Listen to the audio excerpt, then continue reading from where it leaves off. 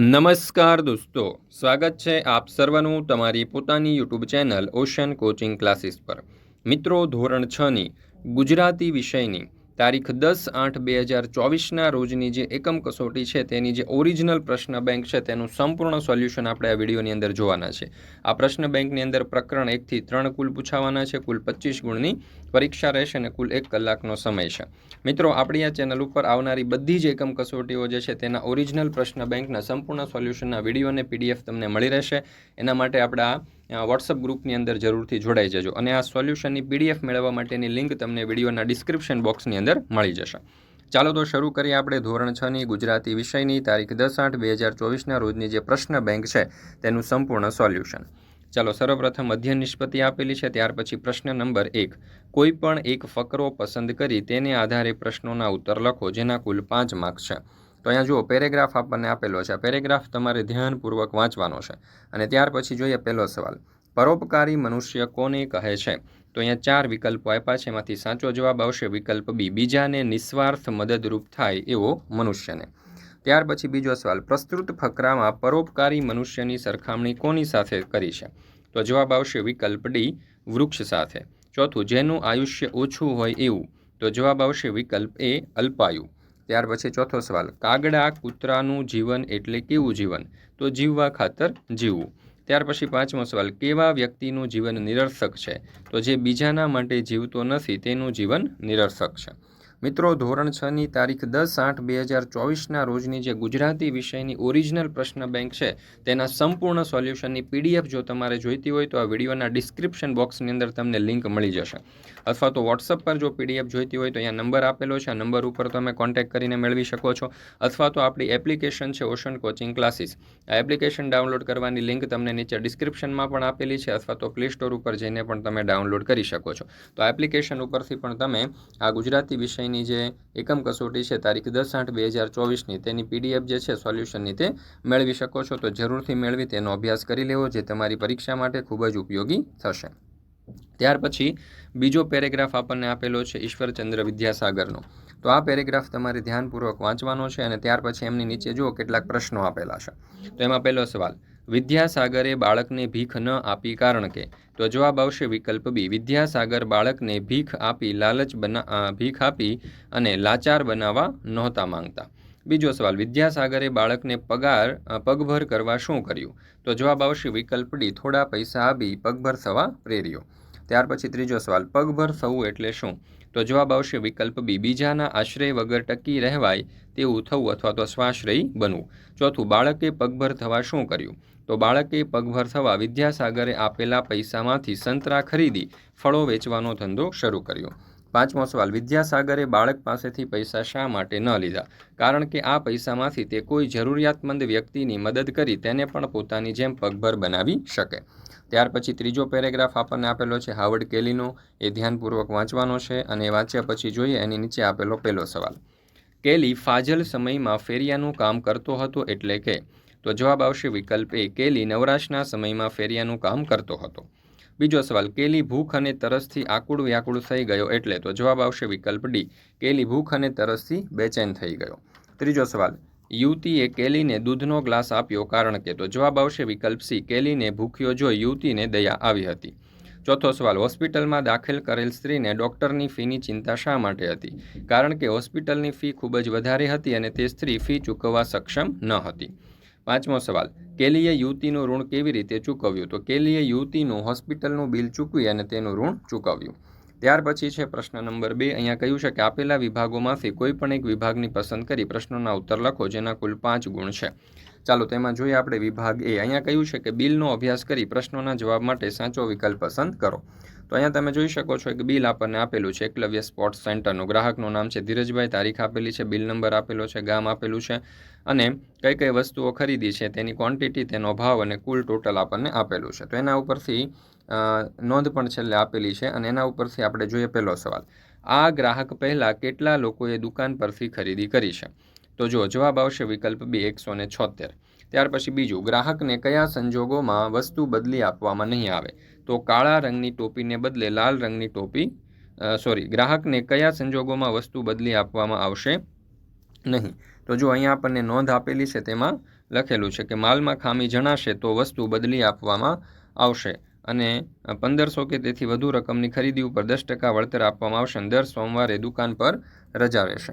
તો ગ્રાહકને કયા સંજોગોમાં વસ્તુ બદલી આપવામાં નહીં આવે? તો ખરીદેલ બેટના હાથના ભાગમાં તિરાડ છે, અથવા તો વોલીબોલમાં હવા ભરતા તે નીકળી જાય છે, અથવા તો ટી શર્ટની સિલાઈ નીકળી ગયેલ છે, અથવા તો કાળા રંગની ટોપીને બદલે લાલ રંગની ટોપી લેવી છે. જો ઉપરની ત્રણેય વસ્તુમાં માલની અંદર ખામી છે એટલે એ વસ્તુ બદલી આપશે, પણ કાળા રંગની જગ્યાએ જો લાલ રંગની ટોપી લેવી હોય તો એ નહીં બદલી આપે, કારણ કે તેમાં માલમાં ખામી નથી. ત્રીજો સવાલ, રમતને લગતા પોશાક એટલે? જવાબ આવશે વિકલ્પ બી, એ રમત રમવા દરમિયાન પહેરાતા કપડાં. ત્યાર પછી ચોથો સવાલ, ખરીદેલી વસ્તુમાં એક નંગની સૌથી વધુ કિંમત કઈ વસ્તુની છે? તો જવાબ આવશે વિકલ્પ સી, ક્રિકેટ બેટ. એક નંગની સૌથી વધારે વસ્તુની કિંમત ક્રિકેટ બેટની છે. પાંચમું, એકલવ્ય સ્પોર્ટ્સ સેન્ટરમાં કઈ વસ્તુ નહીં મળે? તો અહીંયા તમને દડા, હોકી સ્ટિક અને સ્ટમ્પ મળી જશે, પણ વિકલ્પ ડી, ખુરશી અહીંયા તમને મળશે નહીં. ત્યાર પછી છે વિભાગ 2.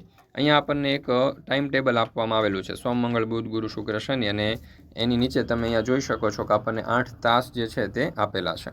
તો એના ઉપરથી કેટલાક પ્રશ્નો પૂછેલા છે. જોઈએ પહેલો સવાલ, શ્રેયાને વાર્તાની ચોપડી વંચાઈ ગઈ છે તો તે કયા દિવસે બદલી શકશે? તો જવાબ આવશે વિકલ્પ સી, મંગળવારે, કારણ કે તે દિવસે લાઇબ્રેરી એટલે કે પુસ્તકાલયનો પિરિયડ છે.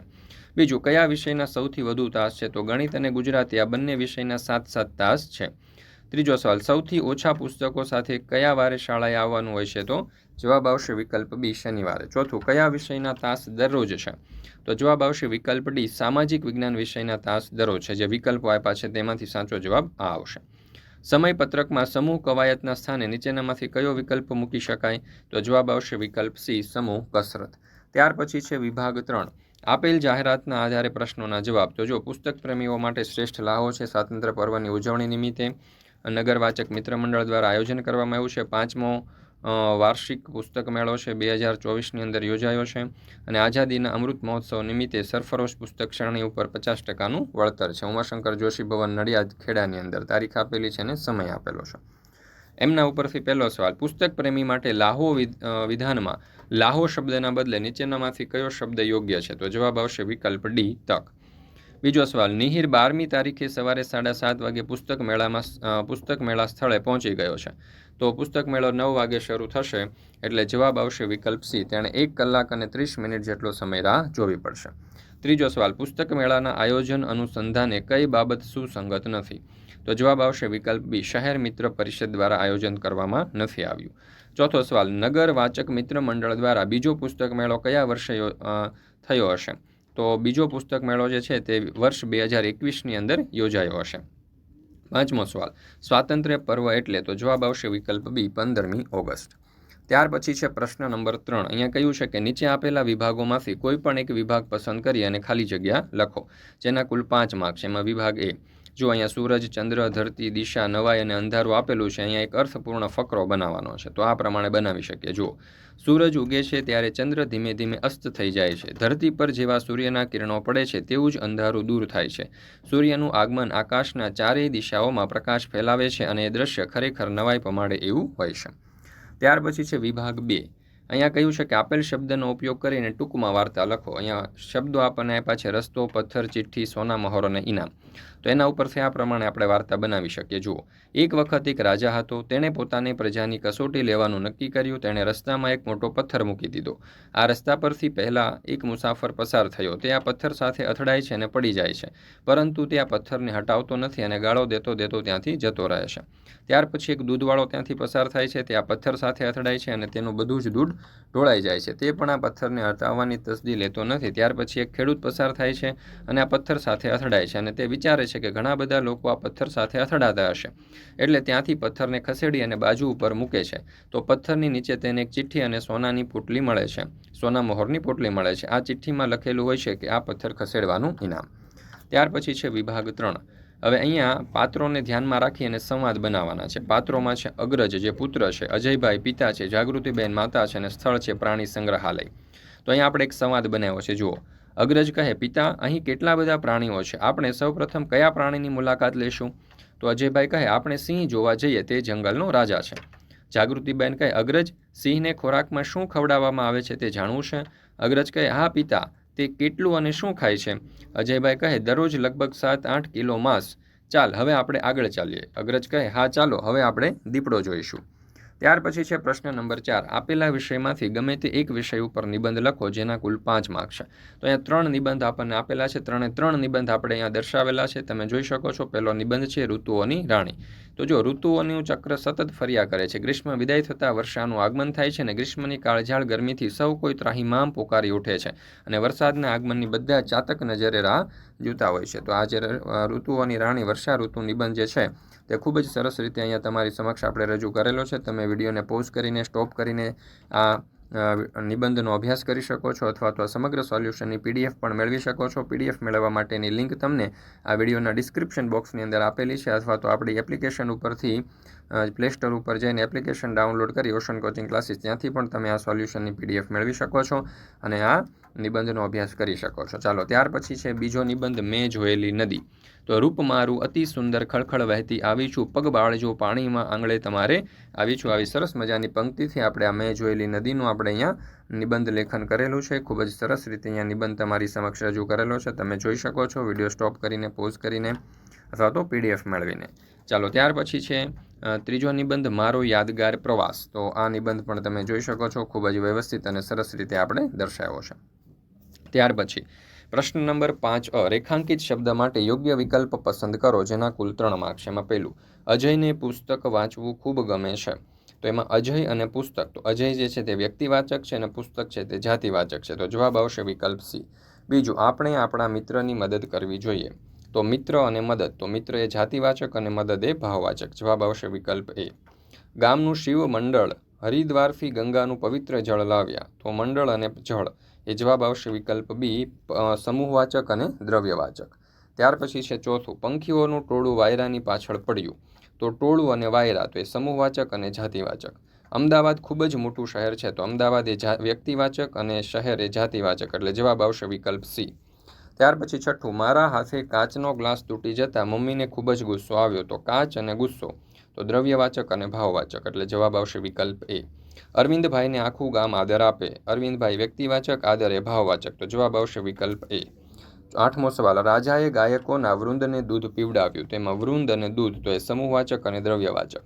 9મું પુસ્તકની મિત્રતા વ્યક્તિને ઉત્તમ બનાવે છે. તો મિત્રતા એ ભાવવાચક અને વ્યક્તિ જે છે તે જાતિવાચક. તો અહીંયા જવાબ આવશે વિકલ્પ C.